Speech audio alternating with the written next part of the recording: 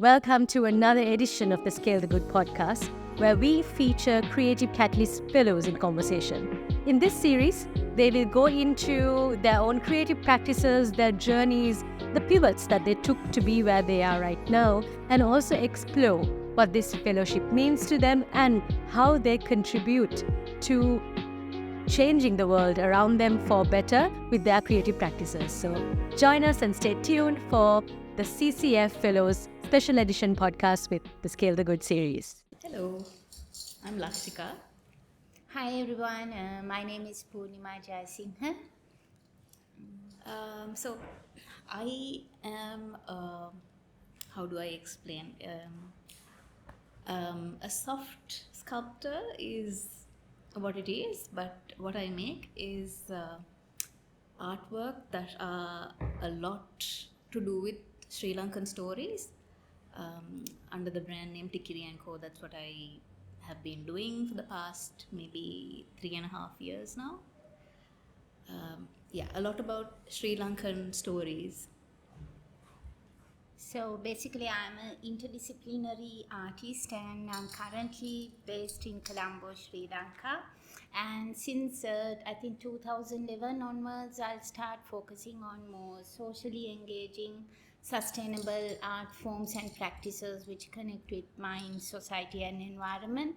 So currently, we also run a collective called Coca Symbiosis, which we work with people with other creative industries like local farmers, inventors, software developers, and environmentalists. So currently, that's what I'm more focused on. So, So, how has your practice evolved through the years? practice evolve. Basically, it's a tough question because when you're like practicing as an artist, like I think you can't just like it's not like other professions when you become a doctor or an engineer, when you take your masters or degrees or PhD, when you're out from it you can say okay, I'm qualified now as a in my profession, right? But for me as an artist, like it's very hard to say how my practice has started, like when I have become like artist also, but I can see how it has evolved. Basically, in the initial start I was in a more design field. I was like doing a lot of graphic and interior design work, and I moved into photography and mixed media work. And then somewhere around like 2011 we start working with interactive art, because there I start, that's the I think one of the turning point in the careers, which I start collaborating with another artist like Chintaka Thenuwara, and together we start creating more public participatory interactive artwork, where actually people have to take part or uh, engage with the artwork for the meaning to come out. So we work with like people with like a more outside gallery spaces, in public spaces art. It's taking art out of like conventional gallery spaces and all that. So we did like lot of artwork in public spaces. And then after that I think in the same year we also start focusing on like community engaging art projects, where more like how you can find like a solution based art practice rather than actually questioning about the artwork. So that's where we started like our little collective, the Coca, the Symbiosis. Yes. Yeah, and how about you, Lakshi? How was the origin of your work? I think I have a background in design, fashion design, and I have been in the industry for 17 plus years. I guess I had a creative gene thanks to my mother, maybe. It is her. And I have always been good with my stitching, hand stitching, things like that. So in 2020, it was 2020, after the first wave of COVID, I worked through the entire wave of the first wave of COVID in the apparel industry, and it was like question myself: Is this what life is? So, luckily for me, I had a bit of savings to fall back on. So I gave up. I retired from the industry, and I chilled for quite a while. And then accidentally, I had to make something for my niece for her 8th birthday, and that's how I kind of experimented on making dolls, like puppets, stop motion puppets, and stuff like that. And that was the start of Tikiri & Co. in 2021, making things that were not like Barbie dolls, something else that had a bit to do with Sri Lanka. So I made this Tikirilia, the doll. And from then, I guess there was a bit of a response from the socials, the channels saying, this is nice. So then I always take up challenges just to see what I can do next. So the girl dolls became boy dolls, and not that they became boy dolls. I experimented with making characters from Sri Lankan stories, and then it became demons and devils and animals. But deep down, I guess more than human characters, I've always had a thing for nature animals. So I evolved into telling stories initially as just static, a picture and a description and that sort of thing, but somehow there was not a lot of engagement, but the few who did this through the socials, it was like a very in-depth engagement on asking me questions about the country, the culture, the history, stuff like that. And I started digging deeper into that, and it's a lot more research than what you see as a product. I guess it's the same for you in what you practice. So yeah, and since the start of the year, I have been working with a friend of mine who's in theatre to bring these stories to life rather than putting it on a digital screen. I'm now doing storytelling sessions, so far only with children, but it's a live tabletop theatre is what we call it, where we bring a story from the Sri Lankan culture or nature or history or something like that to a small intimate audience of children. And it's not a planned thing as such, saying this year I wanted to do this, next year. It evolved into telling stories live, and the response has been really good because children don't lie. They tell you to your face if it's good or bad. So that's where I'm at the moment. Right. Actually, when you say like it's going beyond like producing like objects and connecting back to the previous question when you ask like how my art process like evolve, and that's also a big shift I can see in my career also how it changed from 2011 onwards, because basically I moved out of actually making like products or objects and all. Rather than that, we more focused on creating spaces where people can come together, exchange ideas. So around the artwork, it's basically what we did is like, it's instead of making like an audience, we start building communities around the artwork. So that was like a big shift. So you will not see as physical, tangible objects or materials. It's rather than like a space. So sometimes even people question like, okay, where is art? Like, because most of the people are seeing art as like some sort of a production, something like you can sell or object. It doesn't mean that I don't produce that kind of work, but when you say like how it evolves, I can say that was a big shift. Yeah. So rather than building an audience around the artwork, we start more focusing on building communities around the artwork. Yeah, so you're like slowly getting people to think beyond the box of seeing something for some aesthetic value and going beyond that, making them part of the whole experience? Kind of, it's not like a forceful thing for people, because I personally feel like, art should not be like something like commodity or something like that, because art should be like part of everybody's day-to-day life. It's like something like having oxygen. So sometimes when you're breathing, you won't consciously think that you're breathing. Like, for example, if you take like a local farmer, like many years back, they had the skill of making their own tools, and when they're doing farming, agriculture, like they sing their folk songs, and like, this ritual performance, how they make their mud hut and all. It's like a part of your like a day-to-day life. It's not something separated, like, So for me, I don't know, personally, that is very important.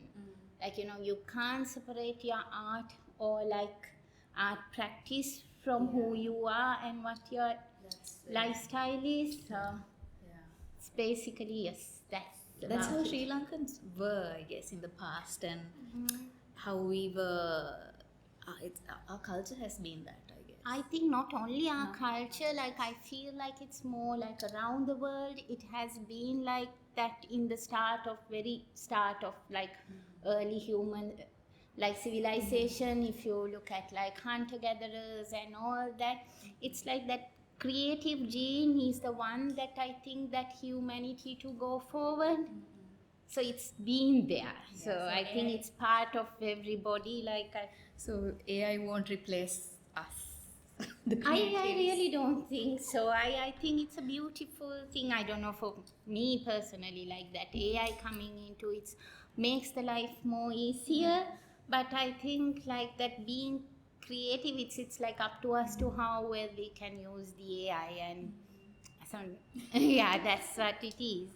And the other thing, when you're talking about the previously you mentioned that you start like quitting your like job, like the full-time job, and just start focusing on fully on your art practice. So how does that makes like affect? Yeah. Okay. It's life needs to be a little. It's a bit more low key, a lot more low key than what it used to be. But my lifestyle is such. I'm not missing that much. That sense of freedom and really enjoying living in the moment, doing what you really love is way up on the scale than getting a monthly salary, or money isn't everything. So there's just enough to survive. But it was a big leap, not for me, but for the people around me. They were questioning whether it's like, ooh, why, have you lost your mind? Why I was only 36 when I retired. Yeah, so it's bothered other people, but not me. Life goes on, and I'm much happier than what I used to be. What about you? That's why I asked you that question, because recently I also did like something very similar, like moving out from the corporate job, like okay, in the education says, but private education also, I think it's a corporate.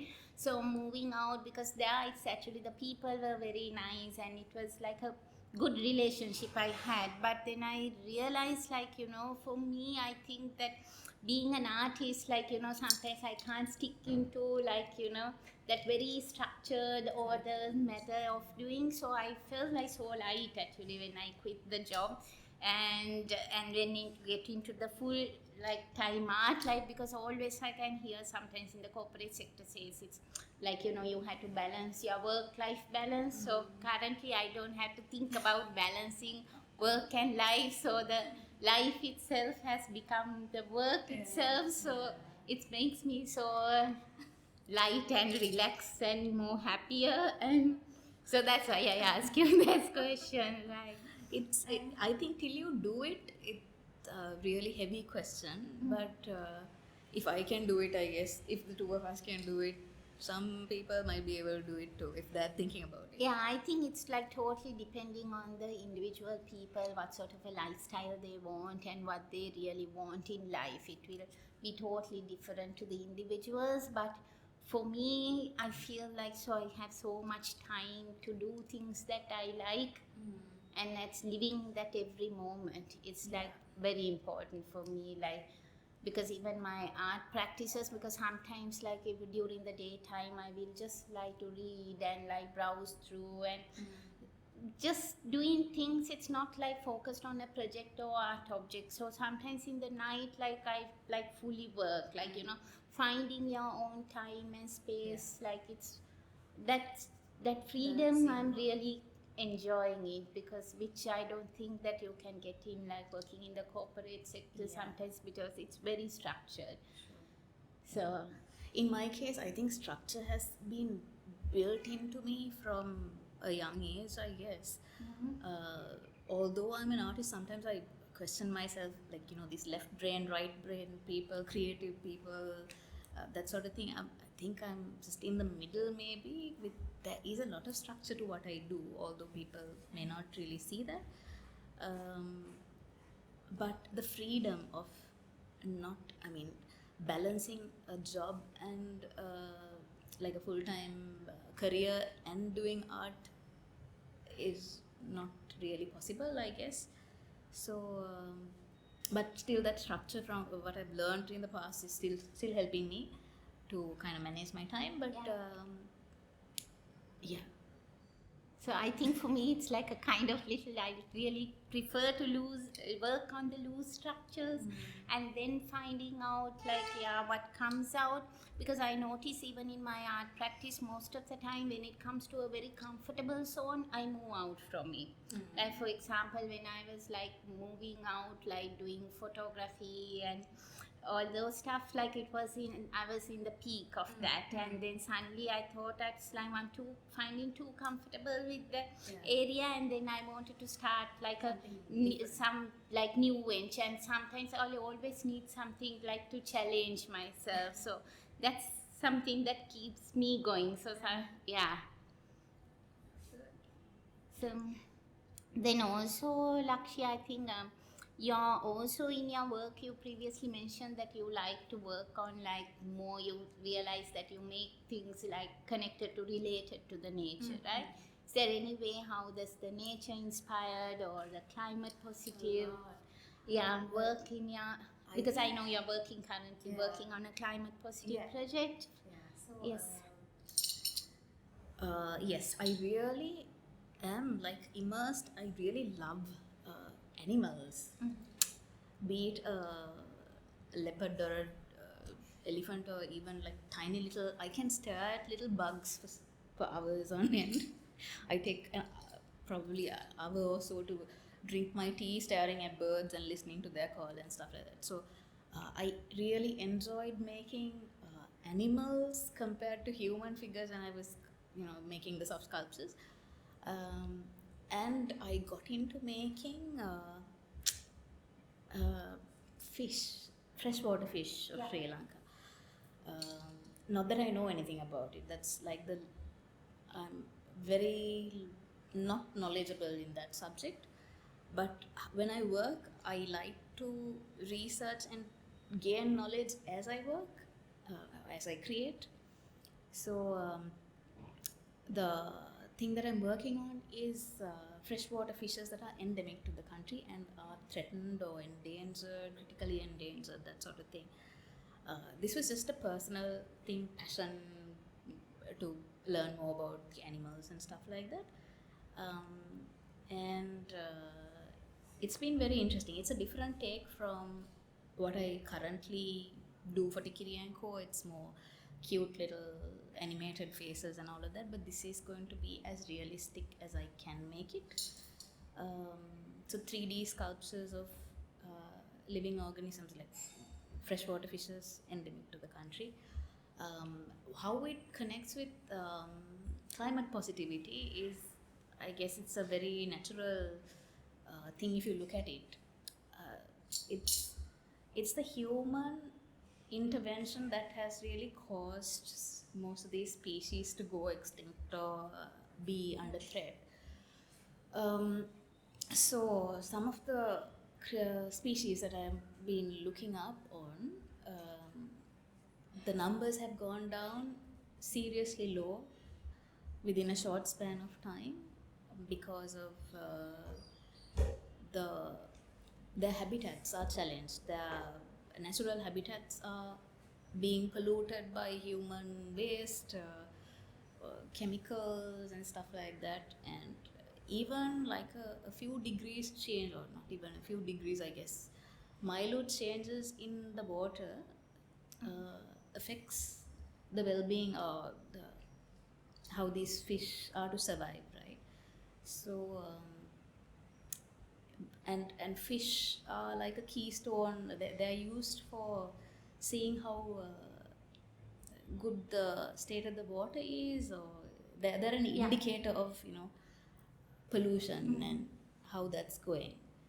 So and Sri Lanka being such a rich biodiversity hotspot, we have our own a lot of endemic birds, and a few mammals, but fishes, freshwater fish diversity is really vast, and not a lot of people know about them, maybe because they're in the water. And even if I look at the water, I can't identify some of them. It has to be the right condition to see clear water, and even if it's clear, you have to just look. The way you look at it, it's not doing justice to the whole animals. How you view it. So it's freshwater fishes are, I guess, not talked about too much within the general public. So what I want to do with this is, like, since I'm working with children storytelling sessions and stuff like that, I think that you can make an impact on how you treat nature, how you conservation and all of that, to young minds, to little children, compared to grown-ups. If they're as stubborn as me, even if I tell myself, this is what you need to do, I guess it's hard to convince unless there's some monetary benefit or something saying you clean your water and you'll be rewarded, something like that. But for children, I think, even for me personally, I still remember how life was when I was little, and how my grandparents were treating the environment, and what a simple life that was, and much cleaner environment. So with this project that I'm currently working on, I think hopefully I could make an impact on how children view the creatures that are in nature, be a bit more mindful on how they deal with nature, and So the audience-wise, you like to more focused on I, the children or young adults? Well, it's for everybody. I'm yet to see what the reaction is, because some adults have also, through the work, I know that some people have had engagement levels with me, but I feel like children might be more open to seeing this as a story, because it's not a science lesson. I didn't really enjoy people lecturing me on topics growing up. So this is just, it's visually pleasing, and it's a storytelling way of presenting the artwork. So I feel like I can make an impact in little young minds. What about you? In the sense of Your what's the climate positivity angle? There is some, I know. Yeah, so basically, when you think about the climate positivity, I think because in the initial start, from 2011 onwards, I've been working on the projects which is connected with nature, environment, and with the community, engaging projects connected with them. I think the start of it, what makes it's because when I was small, I grew up in the upcountry, so where there you get a lot of fresh air. I was doing lot of activities and all. So the nature, or being outdoor doing activities, it is not something so alien for me. It was so natural, and it's just how I learned basically. like more hands-on experience and all. So when we moved into Colombo, it was really for me something very difficult to settle and all that. So I think foremost, I think I have started it actually in the initial start when I'm focusing on working with the environment and sustainable art forms and practices. I never thought of it as like, I'm going to create, climate positive artwork and all. It came with like very Natural spontaneously as a natural progression. So for example, even our place that we have built, it's like using 90% of reclaimed discarded objects and materials. I think I said like previously, like after building, because they are donated by various people, like those objects, like we restore the objects. So now we are doing like storytelling sessions in the space and connecting with the people. So it's more building like a community around the artwork rather than building like an audience. So it came like very naturally. So and then we start getting involved with like lot of like socially engaging project, like working with like children, orphanages, and with diverse communities. So it came very naturally. So currently I'm working on like a more ethnobotanic project for the CCF project, where I focused on the relationship between the plants and the people in the area where I grew up, like the Uva province and the dry zone area, which is very closer to me. So that's the current project I'm doing. So I'm thinking of like me building like a mobile, like a multifunctional space, because when it comes to the engagement with the audience also, first of all, I do the project for my happiness meter, the things that matters for me. So most of the time, like when I like create a work or a artwork, when I put it out, like I like multiple audiences to engage with that. So most of my work, like from the 2011, I shift the focus of the viewer to the creator of the work, because in that way, like people really have to engage it. So engagement can happen in a different level. So if I exhibit in a gallery sort of a space, it will come as a art object or a thing like that. But the same work I can exhibit in a way that I work with the community engaging project. So where it can be like a community engaging project, educational program. So according to the way that you are displaying and engaging with the audience, you can, it gives Impact different yeah, types of people. exactly. So I like that diversity, and so that's what So you're taking us back to how life was and the simpler days of treating everything not just for gains. How, like the ethnobotanic element of it is. Ethnobotanic element of it is because I'm more interested of like tangible and non-tangible connection to it. Like so when you look at like the local, like the communities, how they associate with the plants, it's not only like for medical purposes, like but as a healing, as a ritual, how they emotionally connected, and the way sometimes we look at like a tree or a plant, the way we name also, sometimes it's like you can see when you actually go deep into the study that it's not a it, like it's a living being, like a living thing. That connection, that understanding has helped, I think, like for people for many years to live harmony with the nature. So I feel like currently sometimes that knowledge, when it is disappearing or those practices disappearing from our lifestyle, then people also get detached from the nature. So it's like what sort of symbiotic relationship people had with the plants and the nature. So that's what I'm focusing on.